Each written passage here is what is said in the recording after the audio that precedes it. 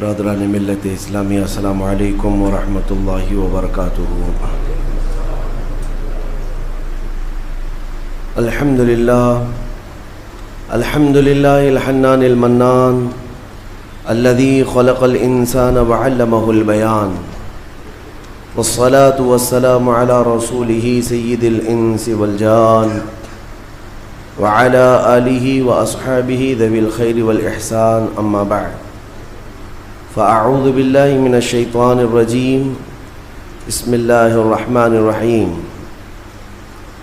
یا قوم ادخلوا الارض المقدسة التي كتب الله لكم ولا ترتدوا على ادباركم فتنقلبوا خاسرین۔ صدق اللہ مولانا العظیم وبلغنا رسوله النبی الامین المتین المختار الکریم، ونحن على ذلك من الشاہدین والشاکرین والحمد للہ رب العالمین۔ بارگاہ رسالت معاب صلی اللہ تعالی علیہ وسلم میں درود پاک کا ہدیہ پیش کریں۔ اللہم صل علی سیدنا و مولانا محمد معدن الجود والکرم وآلہ واصحابہ الکرام وابنہ الکریم وبارک وسلم صلاة دائمة سرمدا ابدا۔ عزیزان گرامی وقار، آج جمعۃ الوداع ہے، رمضان المبارک کا یہ آخری جمعہ۔ آج کے دن بے حساب لوگوں کی مغفرت ہوتی ہے۔ رمضان المبارک میں جتنے لوگ بخشے گئے ہر رات، ان ساری راتوں میں جتنے بخشے گئے ان کے برابر آج کے دن مغفرت ہوتی ہے۔ اور اللہ کے ملائکہ زمین پر اترتے ہیں مومنین سے مصافحہ کرنے کے لیے۔ اور ہمارے لیے حسن اتفاق یہ ہے کہ کل لیلۃ القدر بھی تھی اور اسی کا 27واں روزہ جمعۃ الوداع کی شکل میں ہمیں ملا ہے۔ قرآن جس کے بارے میں فرما رہا ہے تنزل الملائکۃ والروح فیہا بإذن ربہم من کل امر، یعنی لیلۃ القدر کے بارے میں اللہ فرماتا ہے کہ تم کیا جانو کہ لیلۃ القدر کیا ہے؟ 1000 راتوں سے افضل ایک رات ہے، جس رات اللہ نے اپنا قرآن اپنے حبیب پر اتارا، بلکہ قرآن کو لوح محفوظ پر اتارا گیا۔ لیلۃ القدر میں پہلی بار ایک بارگی اللہ نے اپنے علم پاک سے لوح محفوظ پر اتارا۔ اور پھر اس سورے میں یہ فرمایا گیا کہ جبرائیل امین اور سارے فرشتے اترتے ہیں، تنزل الملائکۃ والروح فیہا، اس رات کو اترتے ہیں، اور پوری رات وہ اللہ تبارک و تعالیٰ کے حکم سے سلام بھیجتے رہتے ہیں مومنین کو۔ میرے عزیزو، قرآن کی صاف آیت میں اگر دیکھا جائے جبرائیل سید الملائکہ ہیں، رسول ملائکہ میں بھی افضل ہیں، یعنی تمام فرشتوں کے سردار۔ ان کا کام پچھلے انبیاء اکرام علیہ السلام کو اللہ کے پیغامات پہنچانا، یہاں تک کہ میرے آقا صلی اللہ علیہ وسلم کی زندگی میں بھی۔ تو حضور کی زندگی پاک میں آپ کا آنا جانا کثرت سے ہوتا رہا، وہی لے کر آتے، پیغامات لے کر آتے، لیکن آپ کے بعد پھر کوئی نبی نہیں آئے گا۔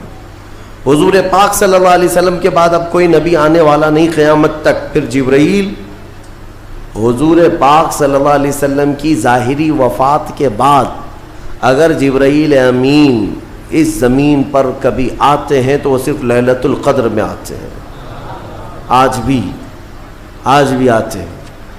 میرے عزیزو، یہ معاملہ فجر کے طلوع ہونے تک چلتا ہے، حتی مطلع الفجر۔ اور آج کا یہ جمعہ ہمارے لیے بہت اہمیت کا حامل ہے کہ ہماری بخشش کا اللہ تبارک و تعالیٰ کی بارگاہ میں ایک سنہرا موقع ملا ہوا ہے۔ ہم سب کو آج جمعہ کے غروب سے پہلے توبہ کرنی چاہیے اور گڑ گڑا کر اپنی مغفرت کا سوال کرنا چاہیے، لیکن ساتھ ہی میرے عزیزو، حالات کے تناظر میں اس آخری جمعہ کو عالمی طور پر یوم بیت المقدس کے نام سے منایا جاتا ہے۔ ہر سال رمضان کا جو آخری جمعہ ہوتا ہے وہ یوم قدس ہوتا ہے، یوم القدس، بیت المقدس کی بازیابی کی یاد میں، اور اس کی عیسائی میں آج کا دن پوری دنیا کے مومنین مناتے ہیں۔ فادرز ڈے ہے، مدرز ڈے ہے، یعنی چلڈرنز ڈے ہے، پتہ نہیں کون کون سے ڈے ہے، لیکن بیت المقدس کا جو دن ہے وہ رمضان المبارک کے آخری جمعہ کو۔ میرے عزیزوں، آج مجھے بیت المقدس کے سلسلے میں آپ کو کچھ بیداری لانے کی ضرورت ہے۔ آپ یہ اگر سمجھتے ہو کہ ان سے ہمارا کیا تعلق ہے، وہ فلسطین کی بستی میں ہے، ہم یہاں ہندوستان میں ہیں، پوری دنیا کے مسلمانوں کا تعلق بیت المقدس سے ہے حدیث رسول کے مطابق، اور آپ کو وہاں کے حالات یوں سمجھ لیں کہ ایسی ہے کہ وہاں بخار چڑھے گا تو پوری کائنات کے مومنین میں بخار آنا ہے، وہاں کے حالات جو بھی تبدیل ہوں گے اس کا اثر پوری دنیا کے مومنین پر ہونا ہے۔ ہمارا رشتہ وہاں سے مضبوطی کے ساتھ جڑا ہے، وہ انبیاء کی سرزمین ہے۔ حضور پاک صلی اللہ تعالی علیہ وسلم کی کئی حدیثیں فلسطین اور بیت المقدس کو لے کر کے جو قیامت کے قریب ہونے والی ہیں، وہ بشارتیں بھی ہیں۔ میں تھوڑی سی تاریخ آپ کے سامنے رکھوں میرے عزیزو۔ آج وہ بیت المقدس جو مومنین کا قبلہ اول رہا، 17 مہینے تک میرے آقا صلی اللہ علیہ وسلم خود بیت المقدس کی طرف منہ کر کے نماز پڑھتے رہے، پھر مدینہ طیبہ میں بیت المقدس کی بجائے قبلہ تحویل ہو گیا خانہ کعبہ کی طرف۔ اس بیت المقدس میں روایات کے مطابق 30,000 کے قریب انبیاء اکرام علیہ السلام آرام فرما ہے، 30,000 کے قریب انبیاء اکرام وہاں پر دفن ہیں۔ اور قرآن جس کے بارے میں کہتا ہے الذی بارکنا حولہ، سبحان الذی اسری بعبدہ لیلا من المسجد الحرام الی المسجد الاقصی الذی بارکنا حولہ، پاک ہے وہ ذات جس نے اپنے بندے خاص کو، اپنے نبی کو سفر کرایا معراج کا، مسجد حرم سے مسجد اقصی تک۔ مسجد اقصی کا ذکر آیا ہے 15ویں پارے کے شروع میں، اور مسجد اقصی تک سفر کرایا۔ کون سی مسجد؟ اللہ فرماتا الذی بارکنا حولہ، جس کے ارد گرد ہم نے برکتیں رکھی ہیں، جس کے ارد گرد برکتیں رکھی ہیں۔ آپ یہ سوچ رہے ہیں کہ بیت المقدس کو جاننا کیوں ضروری ہے؟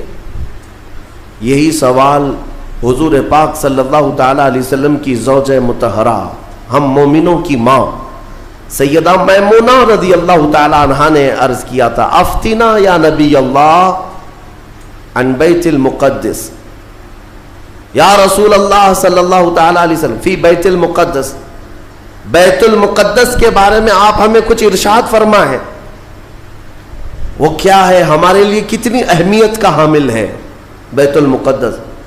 نبی پاک صلی اللہ تعالی علیہ وسلم نے فرمایا انہ ارض المحشر والمنشر، وہ زمین تمام لوگوں کے حشر کی جگہ ہے،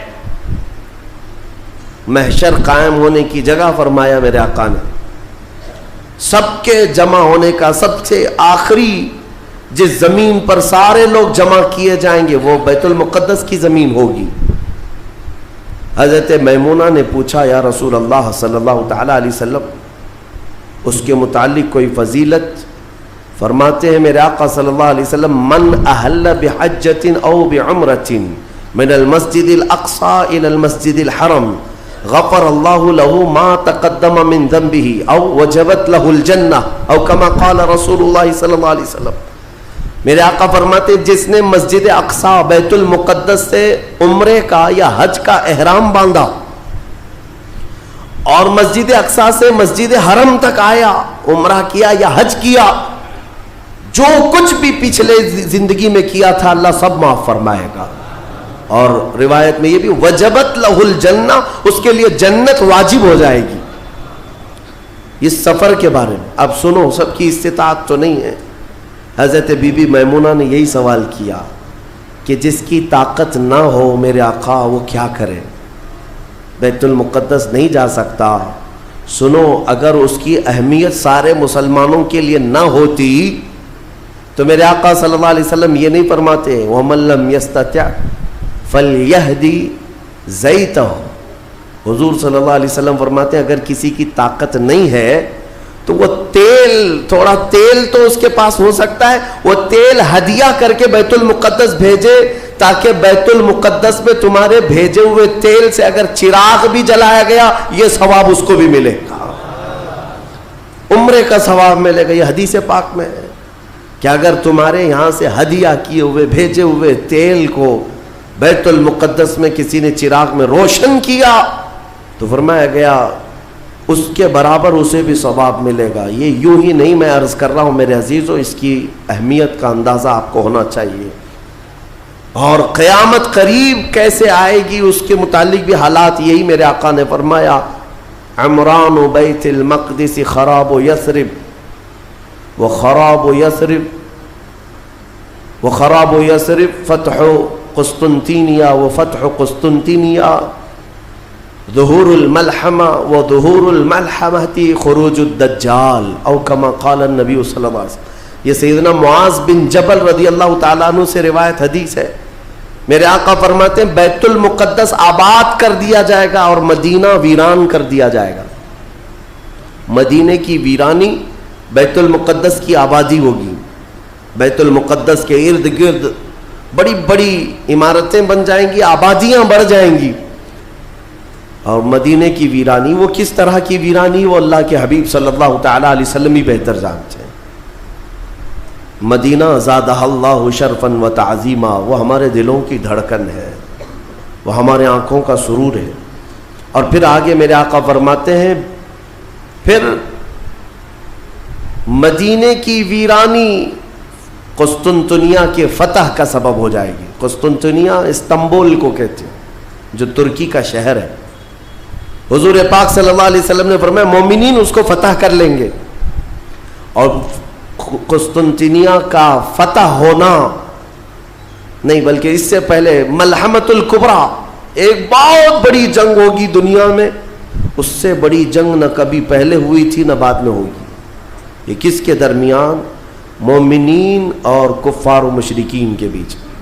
اس جنگ کی جگہ بھی میرے آقا نے بیان فرمائی، وہ ملک شام ہوگا، وہ دمشق کے قریب میدان میں جنگ ہوگی.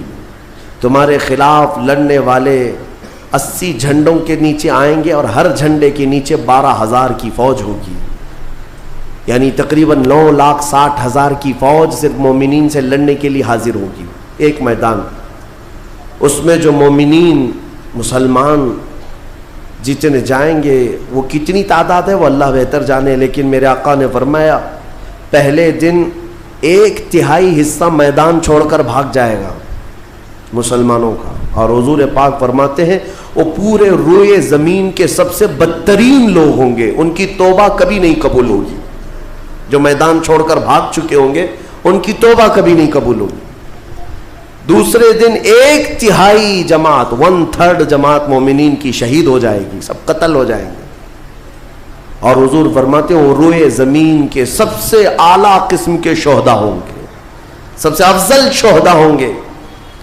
اور میرے آقا صلی اللہ علیہ وسلم فرماتے ہیں 1/3 حصہ مسلمانوں کا باقی ہوگا، اللہ رب العزت اسی ٹکڑے کو فتح عظیم عطا فرمائے گا، فتح سے ہمکنار ہوں گے. اور اس کے بعد قسطنطنیہ فتح ہوگا. قسطنطنیہ فتح ہوتے ہی دجال ظاہر ہو جائے گا، دجال کا خروج ہوگا پوری دنیا میں. لیکن یہ بڑی جو علامتیں میرے آقا نے بیان فرمائی کہ دجال کا ظاہر ہونا، اس بڑی جنگ کا ہونا، یہ قسطنطنیہ کا فتح ہونا، ان سب کی اسٹارٹنگ کہاں سے ہوگی؟ وہ بیت المقدس سے. اس لیے بیت المقدس کو سمجھنا ہمارے لیے بہت ضروری ہے. آج یہودیوں کے تسلط میں ہے بیت المقدس، ان ظالم اور غاصب یہودیوں کے پنجوں میں ہے بیت المقدس. اور یہ آج کی مارکہ آرائی نہیں ہے. بیت المقدس کے اندر یہ مارکا آرائی، جھڑپیں ایک دوسرے کے ساتھ پچھلے 4000 سال سے چل رہی ہیں، آج کی نہیں ہے، یہ 4000 سال پرانی تاریخ ہے بیت المقدس کی. اور بیت المقدس جو آج فلسطین کی سرزمین پر واقع ہے، جس شہر میں وہ واقع ہے اس کو یروشلم کہتے ہیں. اور یہ حضرت ابراہیم علیہ السلام کا آباد کیا ہوا ہے. سیدنا ابراہیم علیہ السلام عراق کے رہنے والے تھے. عراق کے دریائے فرات کے قریب ایک چھوٹی سی بستی تھی بابل کے قریب، وہاں سے ہجرت کر کے ابراہیم علیہ السلام فلسطین آئے اور وہاں ان کی اولاد ہوئی. ابراہیم علیہ السلام پوری دنیا میں 2 مقدس سرزمینوں کو آباد کرنے والے نبی ہیں. حضرت ابراہیم علیہ السلام سے ایک بیٹے پیدا ہوئے اسحاق علیہ السلام. اسحاق علیہ السلام کو حضرت ابراہیم علیہ السلام نے فلسطین میں آباد کر دیا، اور دوسرے بیٹے ابراہیم علیہ السلام کے سیدنا اسماعیل علیہ السلام، اور حضرت اسماعیل علیہ السلام کو مکۃ المکرمہ میں آباد کیا. ابراہیم علیہ السلام کے 2 بیٹے 2 مقدس سرزمینوں کو آباد کرنے والے ہیں. ایک مکہ کو آباد کرتے ہیں اور ایک فلسطین بیت المقدس کو آباد کرتے ہیں. اور بنی اسرائیل اسی خاندان کو کہتے ہیں. ابراہیم علیہ السلام کے نیچے جو خاندان آیا، حضرت یعقوب علیہ السلام کی اولاد، اور تقریباً سارے انبیاء کرام علیہ السلام جو بنی اسرائیل کے ہیں وہ اسی فلسطین کی سرزمین میں پیدا ہوتے رہے یا پھر ہجرت کر کے وہیں آئے. بڑے بڑے اگر نبیوں کا نام میں اگر ذکر کروں یہ سب فلسطین میں ہیں. حضرت ابراہیم علیہ السلام، حضرت اسحاق علیہ السلام، حضرت یعقوب علیہ السلام، حضرت یوسف علیہ السلام، حضرت داؤد علیہ السلام، حضرت سلیمان علیہ السلام، حضرت زکریا علیہ السلام، حضرت موسیٰ علیہ السلام، حضرت عیسیٰ علیہ السلام، حضرت یحییٰ علیہ السلام، یہ سب کے سب وہیں بیت المقدس کے ارد گرد آباد. وقت کے جلیل القدر پیغمبر بلکہ یہ رسولان اعظام ہیں، یہ سب فلسطین کی سرزمین پر آباد رہے. اس سے آپ اندازہ کر سکتے ہیں کہ وہ زمین کتنی برکت والی ہوگی، وہ زمین کتنی متبرک ہے. اور اس زمین کی چھوٹی سی اگر میں آپ کو تاریخ بتاؤں تو ابراہیم علیہ السلام کی اولاد کے آباد ہونے کے بعد بنی اسرائیل یہ سرکش قوم ہے بنی اسرائیل. یہ ادھر ادھر بھاگ کر چلے گئے، فلسطین میں آباد نہیں رہے، برسوں بھاگے پھرتے رہے. پھر موسیٰ علیہ السلام کا جب زمانہ آیا تو اللہ تعالیٰ نے آپ کو حکم دیا، اے موسیٰ آپ اپنی قوم کو لے کر اس ارض مقدس میں جائیں. مقدس سرزمین، قرآن میں بھی اللہ نے اس کو مقدس سرزمین فرمایا. یا قوم ادخلوا الارض المقدسہ. موسیٰ علیہ السلام نے کہا ہے میری قوم چلو مقدس زمین پر جاتے ہیں، اور پیٹ پھیر کر بھاگنا مت ورنہ خسارے میں آؤ گے، نقصان میں آؤ گے. جو اس مقدس سرزمین سے پیٹ پھیر کر بھاگے گا وہ بڑے گھاٹے میں رہے گا. قرآن کا فرمان ہے.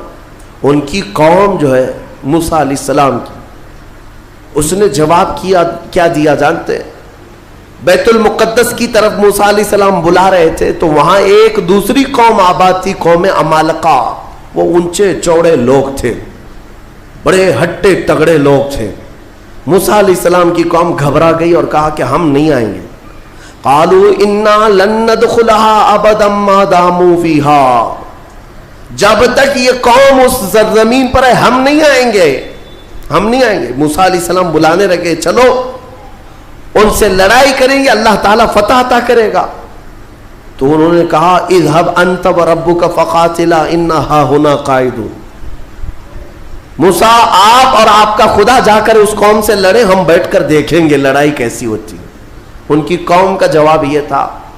تو موسیٰ علیہ السلام نے اللہ رب العزت کی بارگاہ میں اپنا عذر پیش کیا تو رب تعالیٰ نے فرمایا، اللہ تعالیٰ نے اب سزا کے طور پر اس قوم کے اوپر فرماتا ہے فَإِنَّهَا مُحَرَّمَةٌ عَلَيْهِمْ 40 سَنَةً يَتِيهُونَ فِي الْأَرْضِ.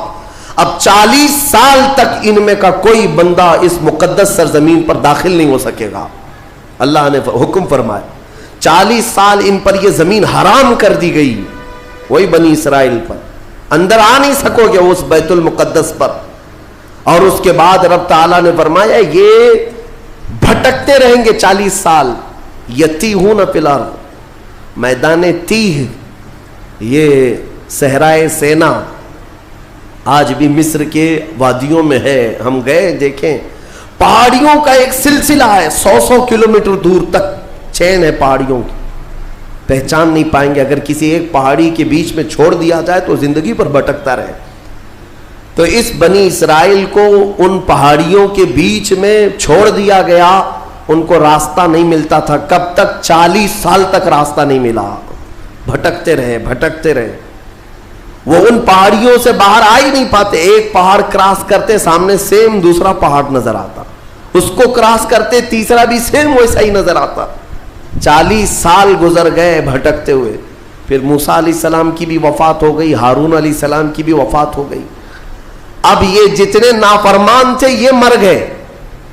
ان کی جو نئی نسل آئی, چھوٹے جو بچے تھے, اب وہ جوان ہوئے تو ان کی سوچ مثبت تھی, فکر اچھی تھی. اس وقت اس بنی اسرائیل کے نبی یوشع بن نون تھے, حضرت موسیٰ علیہ السلام کے خادم بھی رہے, یہ اللہ کے نبی تھے. انہوں نے اپنی قوم کو اکٹھا کیا اور سب کے دلوں میں پھر بات ڈالی, آج سے 40 سال پہلے تمہارے باپ داداؤں پر بیت المقدس کی سرزمین حرام کر دی گئی تھی, اب چلو. تو انہوں نے کہا قوم عمالقہ اب بھی ہے, وہاں پر لڑائی ہوگی. انہوں نے کہا چلو میں تمہارے ساتھ ہوں. جب وہ نکلے بیت المقدس کے راستے پر, وہی ہٹے کٹے لوگوں سے ان کا مقابلہ ہوا, قوم عمالقہ سے. صرف دوپہر سے عصر کے درمیان وہ پوری قوم شکست کھا کر بھاگ گئی اور اللہ نے بیت المقدس بنی اسرائیل کو عطا فرمایا. اللہ کے حکم پر اگر چل کر کے دیکھا ہوتا, یہیں بیٹھ کر کے ارے وہ بڑے تگڑے لوگ ہیں, اونچے لوگ ہیں, یہ بنی اسرائیل کی عادت ہے. پھر اللہ رب العزت نے انہیں وہاں پر قرار دیا بیت المقدس. یہ یہودی کہلا ہے, یہودی ایمان والے یہودی تھے جو بیت المقدس میں آباد تھے, برسوں تک رہے. اس کے بعد پھر حضرت عیسیٰ علیہ السلام کا ظہور ہوا, آپ کی ولادت ہوئی. عیسیٰ علیہ السلام کے ساتھ ان یہودیوں نے بڑی بدتمیزیاں کی ہیں, ان کے قتل کا بھی منصوبہ بنایا, ان کی ماں پر الزام لگائے. یہودی بڑی بدماش قوم, اور انہوں نے تقریباً 10,000 نبیوں کو قتل کیا ہے.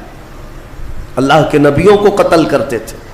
اب اللہ رب العزت نے قرآن میں جن کے بارے میں فرمایا غضب اللہ علیہم, اللہ کا ان پر غضب ہے, اللہ کا ان پر غضب ہے, آج بھی غضب ہے. تھوڑے دن ان کے ازدہار کے آتے ہیں, ترقی کے آتے ہیں, تو دنیا کو ایسا لگتا ہے پوری دنیا کے بادشاہ یہی ہیں. پھر رب تبارک و تعالیٰ انہیں اوندھے منہ پھر گراتا ہے. ذلت ان کا ساتھ قیامت تک نہیں چھوڑے گی, قیامت تک نہیں. انہوں نے انبیاء کا قتل کیا اور بیت المقدس میں آباد رہے. تو پھر ایک بادشاہ ایسا آیا عراق کا, بخت نصر نام تھا, وہ آ کر کے بیت المقدس پر ایسا حملہ کیا کہ اس نے ہزاروں یہودیوں کو قتل کیا اور بیت المقدس کی عمارتیں توڑ پھوڑ کر رکھ دی. جو حضرت سلیمان علیہ السلام کے زمانے میں عمارت بنی تھی بیت المقدس کی. ہاں یہ بھی میں بتا دوں اس کی تاریخ کیا ہے. حضرت سلیمان علیہ السلام بادشاہ تھے, اللہ تعالیٰ نے حکم دیا کہ تم تعمیر کرو. تو بیت المقدس جب تعمیر کرنے لگے تو کس کی مدد سے؟ جنات کی مدد سے آپ تعمیر کر رہے تھے. سارے جنات کو کام پر لگا دیا تھا, اور سارے جن صبح شام دوپہر کام پر لگے تھے اور مسجد بنا رہے تھے بیت المقدس. اور اتفاق ایسا کہ حضرت سلیمان علیہ السلام سے وہ خوب خوف کھایا کرتے تھے. جب تک آپ کھڑے رہتے کام کرتے, اگر سلیمان علیہ السلام چلے جاتے تو سب بھاگ جاتے تھے, کام چھوڑ کر بھاگ جاتے تھے. تو سلیمان علیہ السلام اپنا عصا لے کر کے کھڑے رہے اور کام کرانے لگے. اب اتفاق ایسا ہوا کہ سلیمان علیہ السلام دن میں بھی نہیں جا رہے, رات میں بھی نہیں جا رہے, کھڑے ہی کھڑے ہیں, اور دن رات ان کا کام چالو ہے. لیکن ہوا یہ تھا کہ سلیمان علیہ السلام کی وفات ہو چکی تھی. کھڑے کھڑے آپ کا انتقال ہوا ہے حضرت سلیمان علیہ السلام کا, اور اپنے عصا کے سہارے کھڑے رہ گئے انتقال کے بعد بھی. یہ صرف اور صرف نبوت کی شان ہے, یہ صرف نبیوں کی شان ہے. قرآن میں ہے, اللہ تعالیٰ نے فرمایا فلما تبینت الجن, جنات کو کب معلوم ہوا پتا ہے؟ دیمک نے حضرت سلیمان علیہ السلام کی لکڑی کو کھا لیا. یہ جو عصا تھا دیمک کھا گئی، دیمک کھانے کی وجہ سے لکڑی ٹوٹی، تو لکڑی ٹوٹنے کے بعد حضرت سلیمان علیہ السلام زمین پر آ گرے، تب جنات کو پتا چلا ان کا تو کب کے انتقال ہو چکا ہے، اور اس وقت تک بیت المقدس کی تعمیر ہو چکی تھی، ہاں جس کو روایات میں ہیکل سلیمانی بھی کہا گیا ہے۔ بیت المقدس، ہیکل سلیمانی، یہ الگ الگ ووادت جو معاملات ہیں، میں اس کو پھر کبھی عرض کرتا ہوں۔ یہ تعمیر مکمل ہوئی اور وہی یہودیوں کے لیے مقدس جگہ، اور بخت نصر نے جس کو توڑا وہی ہیکل سلیمانی تھا، اور اس کے نیچے بہت ساری ان کی مقدس کتابیں جس سے جادو کرتے تھے وہ سب دفن کر دی گئیں۔ سلیمان علیہ السلام کی کرسی وہ بھی دفن کر دی گئی۔ آج بھی یہ یہودی جو کھدائی کر رہے ہیں اسی کرسی کو تلاش کرنے کے لیے، اپنی باقیات، وہ جادو کی کتابیں تلاش کرنے کے لیے آج بھی یہ کھدائی کر رہے ہیں بیت المقدس کے ارد گرد۔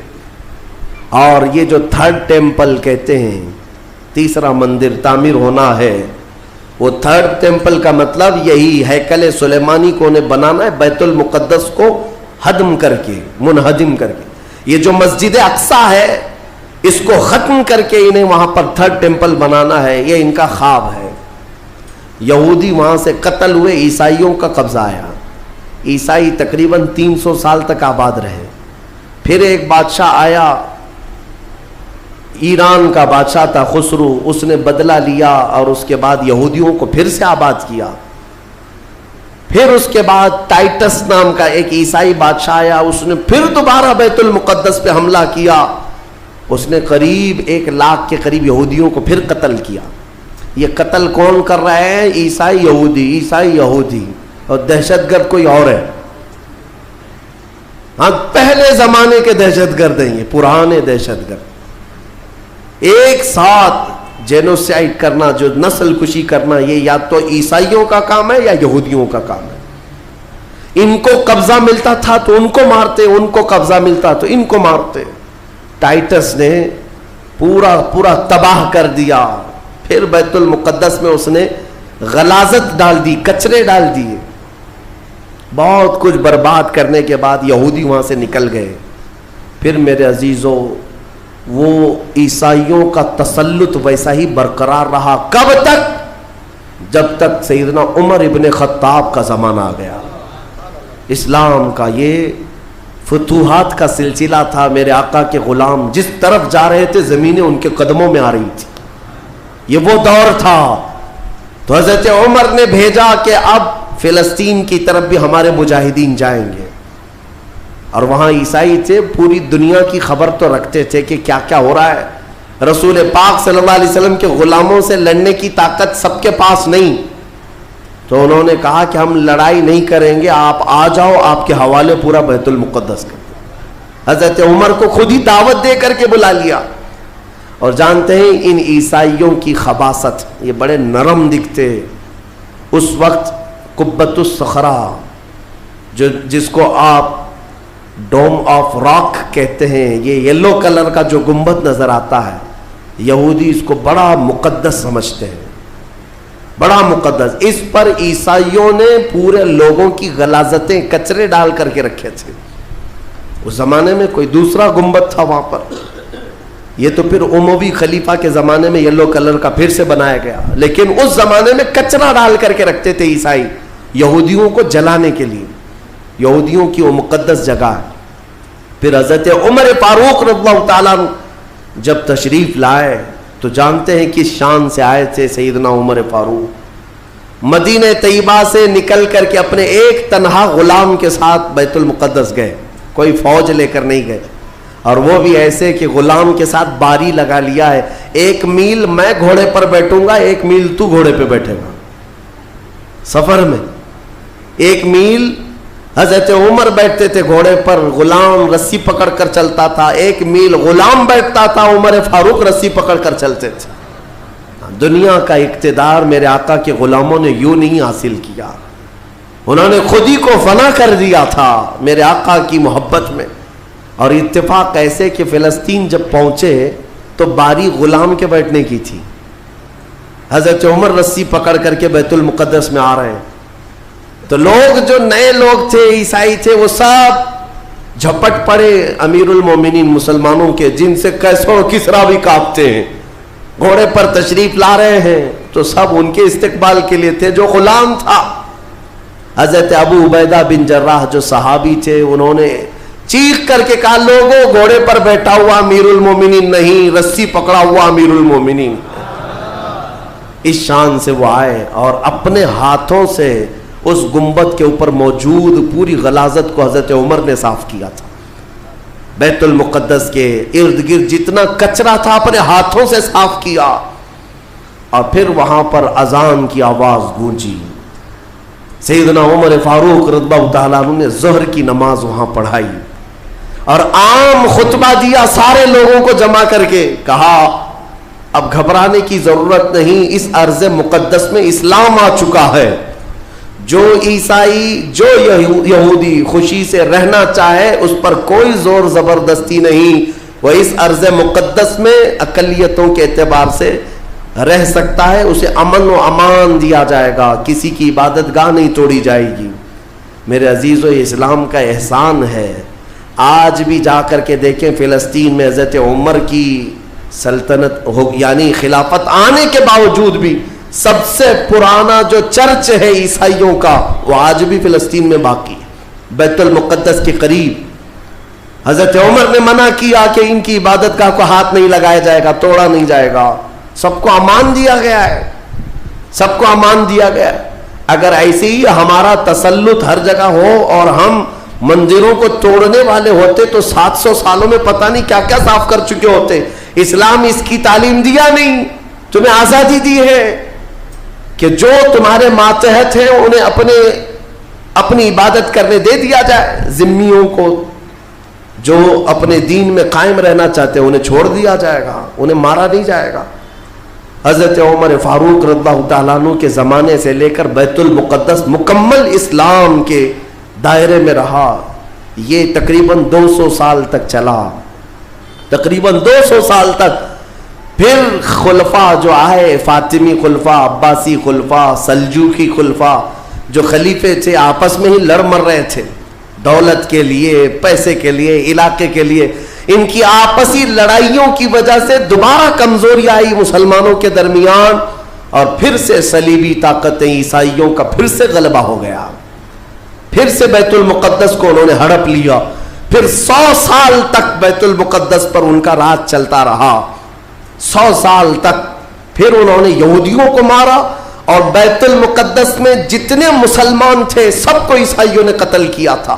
مسلمانوں کے خون کو فلسطین میں ایسا بہایا گیا تھا کہ لوگ چلتے تھے تو ہر ایک کا پیر خون سے بھیگ جاتا تھا، سڑکوں پر خون بہتا تھا انسانوں کا۔ عیسائیوں نے یہ قتل عام کیا تھا۔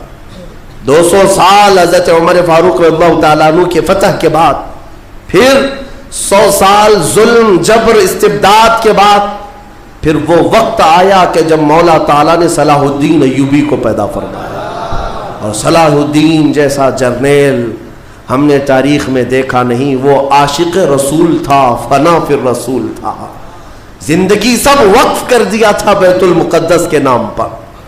تقریباً 18 سال تک جنگلوں، بیابانوں، ویرانوں میں بھٹکتے رہے، اپنی فوج کو لے کر کتنوں سے مقابلہ کیا، اپنوں سے بھی غیروں سے بھی، کیونکہ جماعت کے غدار منافقین سے آپ کا بڑا مقابلہ ہوا ہے۔ سب سے زیادہ تکلیفیں حضرت صلاح الدین ایوبی کو یہ وہ ٹکڑے ٹکڑے جو بادشاہ ہوا کرتے تھے اور خلیفے بنے ہوئے تھے ان سے تھا، کیونکہ وہ عیاش تھے، اپنے حرم کو دنیا سے آباد کیے ہوئے تھے۔ صلاح الدین کو قتل کرنے کے منصوبے تک بنے، 4 بار جانی حملے ہوئے، پھر بھی اللہ جسے بچانا چاہے۔ صلاح الدین کا وہ دن بھی آ گیا جب 12,000 کی فوج لے کر 4 لاکھ صلیبیوں سے تنہا لڑ رہا تھا۔ کوئی مقابلہ ہو سکتا ہے؟ سوچو ذرا تاریخ میں، یہ میں اپنی لکھی ہوئی بات نہیں کر رہا ہوں، ایک انگریز تاریخ دان ہے، اس نے خود کتاب میں لکھا ہے کہ تاریخ کا ایک عجوبہ ہم نے دیکھا ہے کہ 4 لاکھ صلیبی عیسائی ایک جگہ تھے، پورا روم، یورپ سب امڑ آیا ہے، اور مقابل میں صرف اور صرف ایک سپہ سالار صلاح الدین 12,000 کا فوج لے کر آیا ہے. 12,000. وجہ یہ ہے میرے عزیزوں 4 لاکھ وہ لائے ہوں گے کھانے پینے والے, لوٹنے کھسوٹنے والے, لیکن صلاح الدین کے ساتھ جو 12,000 تھے وہ جان کا ہدیہ گنبد خضرا میں پیش کرنے والے تھے.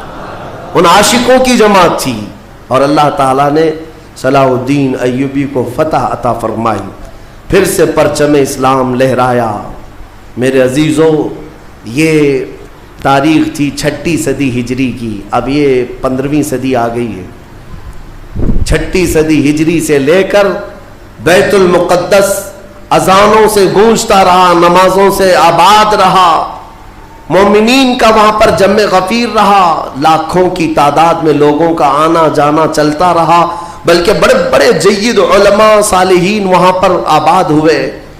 امام غزالی رحمۃ اللہ تعالیٰ علیہ کر کے کتنے لوگوں کو اللہ نے ولایا ہے کہ بیت المقدس 800 سال کے قریب ہو گئے صلاح الدین ایوبی کو واپس لائے ہوئے, لیکن پچھلے 100 سال سے پوری دنیا کے یہودیوں کے اندر ایک یہ فکر پیدا ہوئی کہ ہماری ایک ریاست ہونی چاہیے, ہمارا ایک ملک ہونا چاہیے.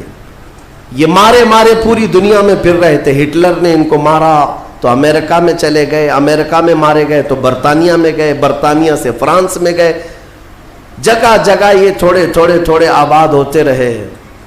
اور اس کے بعد پھر ان کے اندر ایک تحریک پیدا ہوئی 18ویں صدی عیسوی میں کہ تمہاری اپنی ایک ریاست ہونی چاہیے. تو ان کی اپنی ریاست, اتنا اپنا ملک چاہیے کہاں, وہی مقدس زمین جو تمہارے باپ داداؤں کی ہے, کیونکہ یہودی یعقوب علیہ السلام کی اولاد میں اپنے آپ کو کہتے ہیں. تو اس سرزمین پر جانے کے لیے کوششیں کرتے رہے, لیکن فلسطین اس زمانے میں خلافت عثمانیہ کا حصہ تھی جو ترکی کے بادشاہ تھے. ترکی کے اندر میں فلسطین آتا تھا, تو وہاں پر ان کی مجال نہیں تھی. لیکن ہوا یہ کہ 1914 سے 1918 کے بیچ میں فرسٹ ورلڈ وار ہوئی, دنیا کی سب سے بڑی جنگ, پہلی جنگ عظیم, جس میں ترکیوں نے جرمنی کا ساتھ دیا اور ہار گئے برطانیہ انگلینڈ کے مقابل میں.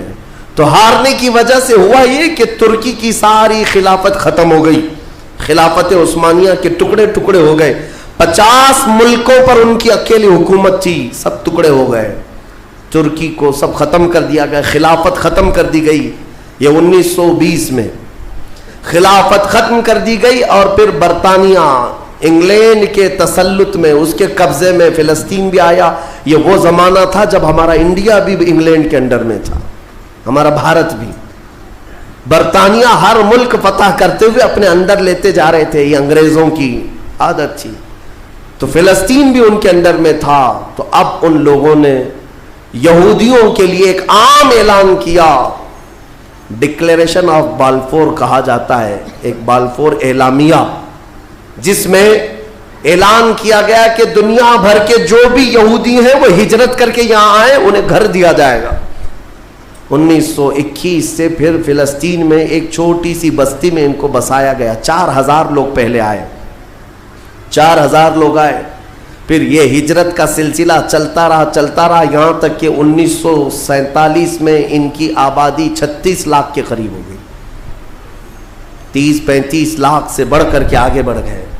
اور اس کے بعد پھر 1948 میں ان ظالموں نے اقوام متحدہ UN کی مدد سے یہ اعلان کر دیا پوری دنیا میں کہ اب یہ فلسطین نہیں ہے, اس کا آدھا حصہ اسرائیل ہے, یہ ہمارا ملک ہے. بات در حقیقت یہ تھی کہ UN میں, اقوام متحدہ میں یہ بل پاس ہوا تھا کہ یہودیوں کو بھی رہنے دیا جائے, مسلمانوں کو بھی. اس فلسطین کے 2 ٹکڑے کیے جائیں گے, ایک مسلمان فلسطین بنائیں گے اور ایک یہودی اسرائیل بنائیں گے. آج بھی یہ اقوام متحدہ UN کا یہ بل آج بھی موجود ہے. اقوام متحدہ سے یہ بل پاس ہوا, یہودی تو مان گئے, لیکن پورے عرب کے مسلمان اس کے خلاف تھے کہ عربوں کے بیچوں بیچ ایک یہودی ریاست کیسے قائم ہو سکتی ہے, یہ ہمارا مقدس معاملہ ہے, مقدس سرزمین سے ہمارا تعلق ہے. احتجاج کرتے رہے لیکن ان یہودیوں نے مال کے ذریعے، عورتوں کے ذریعے سارے عرب ملکوں کے جو بادشاہ تھے ان تک اپنا تسلط جما لیا. کئی ایسے عرب بادشاہ ہیں جن کی بیویاں یہودی ہیں، ان کے گھروں تک یہ پہنچ گئے اور ان کو ایسا نیوٹرل کر دیا کہ اب وہ فلسطین کے بارے میں بات نہ کریں. ہوا یہ کہ اسرائیل تو بن گیا لیکن آج تک فلسطین نہیں بن سکا. فلسطین کا وجود دنیا نہیں دکھاتی، گوگل میں چیک کرو تو نہیں بتاتا، فلسطین کوئی جگہ نہیں. میرے عزیزو، ہر 10 سال پر یہ زمین کو ہڑپتے آج پورا وہ ارض مقدس جس کو فلسطین کہا جاتا ہے 90% یہودیوں کے قبضے میں آ گیا. اقوام متحدہ سے یہ بھی بل پاس ہوا تھا کہ آدھا کر لیا جائے، اسرائیل ایک ریاست، فلسطین ایک ریاست، لیکن بیت المقدس جو ہے، مسجد اقصی، وہ دونوں کے انڈر میں نہیں رہے گی، یہ اقوام متحدہ کے انڈر میں، یہ خود مختار رہے. کیونکہ یہاں یہودیوں کا بھی تعلق ہے، عیسائیوں کا بھی ہے، مسلمانوں کا ہے، سب کو یہاں آنا جانے کی اجازت رہے گی، کسی کے انڈر میں نہیں رہے گا. یہ پاس ہوا تھا، لیکن آج حالات یہ ہے کہ اس بیت المقدس کی دیواروں پر، دروازوں پر یہ وحشی ظالم اسرائیلی بندوق تانے آج بھی کھڑے ہوئے. یہ جسے اندر جانے دیں وہ جائے گا. پوری دنیا اپنی آنکھوں سے دیکھ رہی ہے ان کی خیانت، ان کی غداری کو، لیکن کوئی ایک جملہ تک نہیں کہتا کہ اسرائیل دہشت گرد ہے. آپ کو میں ایک آنکڑے اگر بتاؤں تو آپ کے رونگٹے کھڑے ہو جائیں. انہوں نے فلسطین کے مسلمانوں میں سے اب تک 2.5 لاکھ صرف بچوں کو قتل کیا ہے ان اسرائیلیوں نے. آج بھی یہ ڈیٹا موجود ہے، انٹرنیٹ پہ موجود ہے، بڑی ویب سائٹس ہیں، انہوں نے شو کیا. اقوام متحدہ کی بھی رپورٹ موجود ہے کہ فلسطین کے کتنے مارے گئے. ان دونوں کی جنگ میں 24 لوگ اگر مارے جاتے ہیں تو 23 فلسطینی ہوتے ہیں، 1 اسرائیلی ہوتا ہے.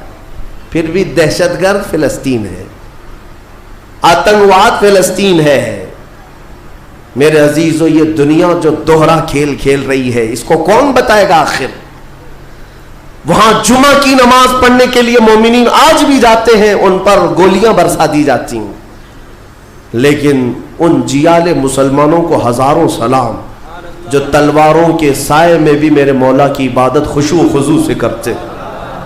میں خود گیا اور دیکھا ہوں، چھوٹے سے بچے، 6 سال کے، 8 سال کے بچے ملنے کے لیے آتے ہیں اور یہ پورے اسلحے میں لیس فوجی کھڑے رہتے ہیں. چھوٹا سا بچہ ان کی گن کو یوں گھماتا ہے اور مسجد میں اندر آتا ہے، ایسا لگتا ہے جیسے وہ کھلونے کو پکڑ رہا ہے. میرے عزیزو، یہ بھی حدیث پاک کے ذریعے سے میں بتاتا ہوں. میرے آقا صلی اللہ علیہ وسلم فرماتے ہیں میری امت کا ایک حصہ قیامت تک باطل سے لڑتا رہے گا، قیامت تک باطل سے لڑتا رہے گا، اور ان کی مخالفت کرنے والوں کا ان پر کچھ بھی اثر نہیں ہوگا، اور دنیا میں کوئی بلا بھی پھیلے تو اس جماعت پر کچھ اثر نہیں ہوگا. صحابہ نے پوچھا یا رسول اللہ آپ کی امت کا وہ حصہ کون ہے؟ میرے آقا فرماتے ہیں بیت المقدس کے آس پاس رہنے والے مومنین کی جماعت ہے.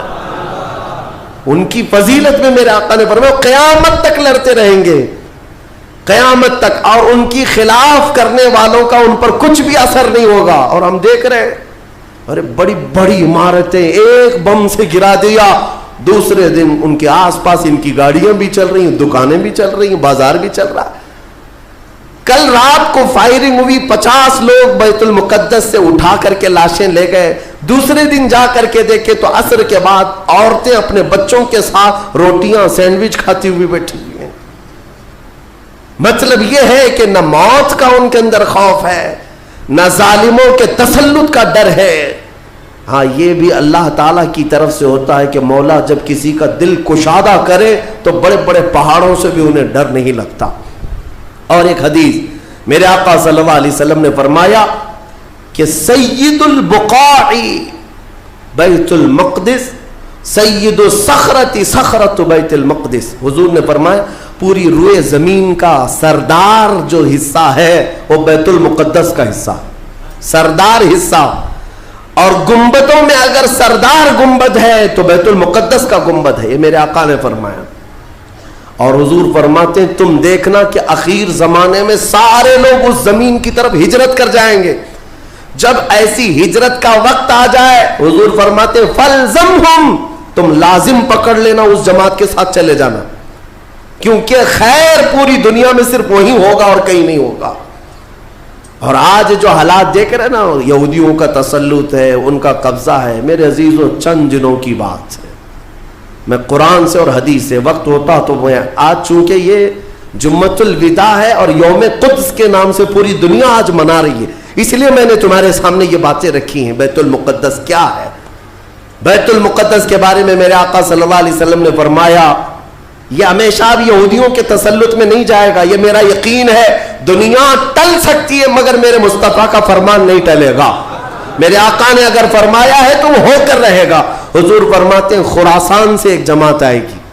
خراسان سے، خراسان یہ افغانستان اور ایران کا کچھ حصہ ہے جس کو پرانے زمانے میں خراسان کہا جاتا تھا. میرے آقا فرماتے ہیں خراسان سے کالے جھنڈے لے کر کے ایک جماعت نکلے گی اور وہ اتنی تیزی سے بڑھتی ہوئی بیت المقدس کی طرف آئے گی کہ دنیا کی کوئی حکومت اور کوئی طاقت ان کا راستہ نہیں روک سکے گی، اور وہ جھنڈے سیدھے لا کر بیت المقدس پر گاڑ دیں گے. تنصب بإیلیا، میرے آقا فرماتے ایلیا یہ بیت المقدس کی سرزمین کو کہتے ہیں، جھنڈے وہاں گاڑ دیے جائیں گے. اور حضور اکرم صلی اللہ تعالیٰ علیہ وسلم نے یہ بھی فرمایا جب تم دیکھنا کہ یہ یروشلم بیت المقدس دار الخلافہ بن جائے. دار الخلافہ کا مطلب راجدھانی، حکومت کرنے کی جگہ بن جائے. میرے آقا صلی اللہ علیہ وسلم فرماتے ہیں فقد دنت الزلازل والبلایا والامور. حضور فرماتے ہیں تو پھر دیکھنا بڑے بڑے زلزلے آئیں گے دنیا میں. جب یروشلم کو راجدھانی بنا دیا جائے دار الخلافہ، بڑے بڑے زلزلے آئیں گے دنیا میں. والبلایا، اور بہت ساری بلائیں پھیلیں گی پوری دنیا میں. یہ وائرس یہ کنٹینیو آئیں گے، یہ مت سمجھنا کورونا چلا گیا. ہاں یہ سب اب کنٹینیو آنے والی ہیں بلائیں. پوری دنیا میں بلائیں پھیل جائیں گی اور اتنے بڑے بڑے معاملات ہوں گے جن کو تمہارے کانوں نے سنا نہیں ہوگا. حضور نے فرمایا. اور یہ دار الخلافہ سے کیا مراد ہے؟ محدثین نے اس میں الگ الگ بحثیں کی ہیں، لیکن میں آپ کو بتاؤں 2017 میں، ابھی 3-4 سال پہلے کی بات ہے، 5 سال پہلے ان یہودیوں نے اپنی راجدھانی ڈکلیئر کر دی. یروشلم ہے، بیت المقدس ہماری راجدھانی ہے، اور سارے سفارت خانے جتنے بھی ایمبیسی ہیں انہوں نے سب وہاں پر منتقل کرنا شروع کر دیا اور بیت المقدس کی سرزمین کو اپنا کیپٹل سٹی بنانے کا اعلان کر چکے. اور میرے آقا کی حدیث صادق آ رہی ہے جب وہ راجدھانی بنے گی اب بڑے بڑے زلزلے ہوں گے اور پوری دنیا میں بلائیں پھیلیں گی اور بڑے بڑے معاملات ہوں گے.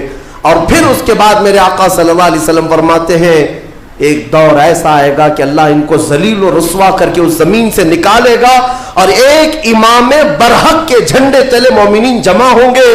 پوچھا گیا وہ امام برحق کون ہوگا؟ میرے آقا فرماتے ہیں وہ میری اولاد میں سے ہوگا، اس کا نام میرے نام پر ہوگا، اس کے باپ کا نام میرے باپ کے نام پر ہوگا، اور اللہ اس کو امام مہدی کی شکل میں بھیجے گا. ہاں یہ زمانہ بہت قریب آ چکا، یہ زمانہ بہت قریب آ چکا. میں بارگاہ رب العزت میں آج جمعۃ الوداع میں یہی دعا کرتا ہوں کہ مولا اگر زندگی کی سانسیں باقی ہیں تو امام مہدی کی فوج میں ہمیں جگہ عطا فرما، ان کے جھنڈے تلے مولا ہمیں امن و امان عطا فرما دے. دنیا سے ظالموں کے چنگل سے مولا ایمان والوں کو آزادی عطا فرما، کفار و مشرکین کے تسلط سے مومنین کو آزاد فرما دے. اے رب ذوالجلال احسن الخالقین، اس ماہ مبارک میں اگر تو ہمیں مولا ان راتوں میں ان دنوں میں عبادتوں کو قبول کیا اور بھیک میں کچھ دے تو مولا صرف اتنا دے دے کہ پوری امت کو مولا خیر و عافیت عطا کر دے، کھوئی ہوئی عزت و وقار عطا فرما دے. ہمارے ناحق قید کیے ہوئے بچوں کو مولا آزادی عطا فرما دے، بے قصور جیلوں میں بند ہمارے بچوں کو مولا آزادی عطا فرما دے. وصلی اللہ تعالی علی خیر خلق محمد وآلہ واصحابہ اجمعین، وآخر دعوانا الحمد للہ رب العالمین.